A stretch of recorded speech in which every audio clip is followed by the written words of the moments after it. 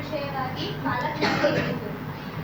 ರಾಜದಂಡವನ್ನು ಹಿಡಿಯತಕ್ಕವನು ಬರುವ ತನಕ ಆ ದಂಡವು ಯೌವನ ಕೈಗೆ ತಪ್ಪುವುದಿಲ್ಲ, ಮುದ್ರೆಕೋಲು ಅವನ ಪಾದಗಳ ಬಳಿಯಿಂದ ಕದಲುವುದಿಲ್ಲ.